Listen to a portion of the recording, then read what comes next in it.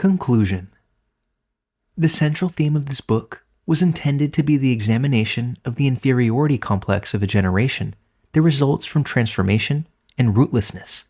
For Turks, there is no absurdity as nobility, as Sultan Mehmet the Conqueror had eradicated aristocracy long before. But the Turk has his Tore, the millennial convention, a convention rooted in tradition and religion, distilled and practiced for more than 1,000 years. Our aim is to question the fate of a generation out of the village, in denial of the values he has left behind, in denial of his millennial common sense, for the sake of appearing modern and contemporary, and in search of nobility. And in the front line, lifestyle. It is a global phenomenon, an upheaval. We are in an era in which all values are in an earthquake. We swing back and forth between being unique and cosmopolitan. The youth is nihilistic and unconcerned with their social identity. They are not even in the initial phase of an identity crisis. They are not even aware of the dangers of the age and environment they have been born into. Descharmais was the possessor of the state. If the state is no longer his, let it sink. The historical hatred goes. Instead of the Turkish army under General Enver, saving Enderunay, let the Bulgarian army beat ours. Hatred and jealousy are still continuing. One should no longer expect patriotism for the Descharmais. The state now belongs to the Rayaya Turkmen. In the colloquial Lumpen tongue, the lover says to his girlfriend, "You are either mine or of the grave." Last warning to the Descharmais. If your country sinks, you will too. Also, the aspiring Lumpens in your footsteps. At least care for them. Surprise. I am also a Descharmais. My grandfather is a police officer. My father is an Air Force officer. I am a diplomat. In the American era, following World War II, in the 1950s, I was one of those kids running around in Air Force garrisons as their parents danced at weekend balls. I am a Descharmais who entered American boarding schools at the age of 11 and spent 8 years there, then became a diplomat and traveled the world, served in 5 continents, but did not know my home, Anatolia. My lifestyle is the lifestyle of the Descharmais. There is no mistake in similes. If excused, my approach to my people brings to my mind the example of the good-hearted son of the bad king in fairy tales. My father's admonishment to always be on the side of the oppressed drew me to the side with the Anatolian people, even if I'm not one of them. I tried to understand the system that oppressed them for centuries. As a civil servant, I tried to do my best to protect my countrymen against injustices. This book was born from those efforts. I am not a commoner, though.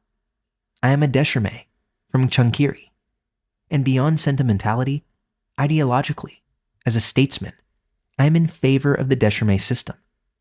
Let's not forget that even the great thinker Nietzsche wanted the best in the world to dominate, and the others to be dominated by them.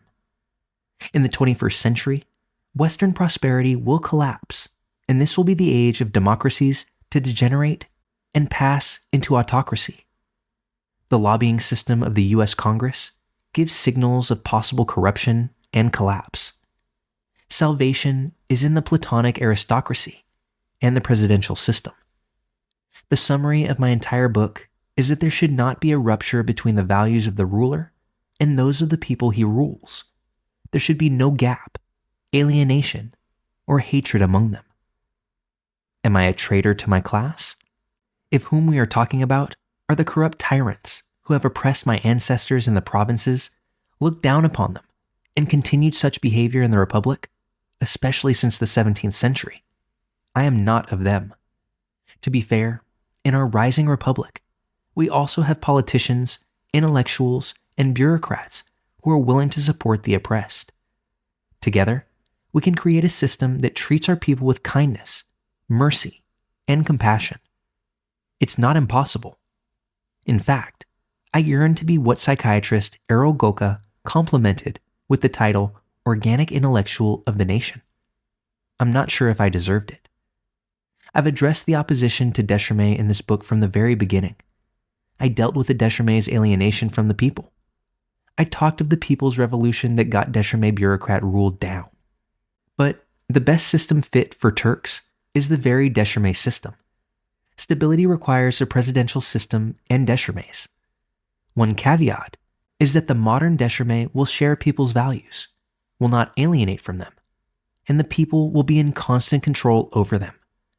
In this regard, it is crucial that the universities expand to the provinces. After acquiring a strong sense of identity, our universities may start giving their best academics to a national modern enderun, like Harvard or ENA of France. Finally, in this book, I touched on human psychology, aspirations, and inferiority complexes. In a sense, it is like the psychological warfare technique. I talked about the desire to be admired, the fear of being excommunicated, and conformism. I tried to shake the faith of our modernists a bit in a Socratic fashion. I had been doing this for years. I was already excommunicated from the school and professional environment I belonged to. I'm not the only one who's been excommunicated from his class. Many of our intellectuals and academics who produce sincere thoughts for their country, especially Idris Küçükömür, were excommunicated in this country. The great reward of excommunication is Nietzsche's loneliness, and the gift of loneliness is infinite freedom.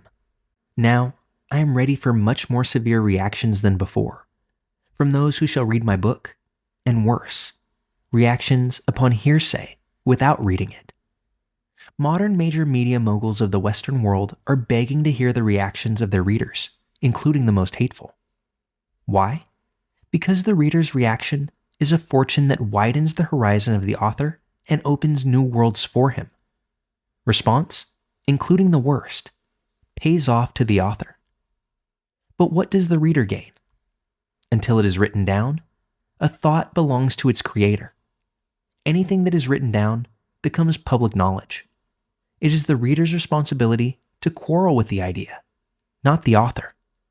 It is necessary to read an idea objectively, with empathy, and in an effort to comprehend its true intention before deciding whether to support or oppose it. Those who are able to do this will gain as much as the author gains from writing, leave their reading session, and gain new horizons. Let's hope they did.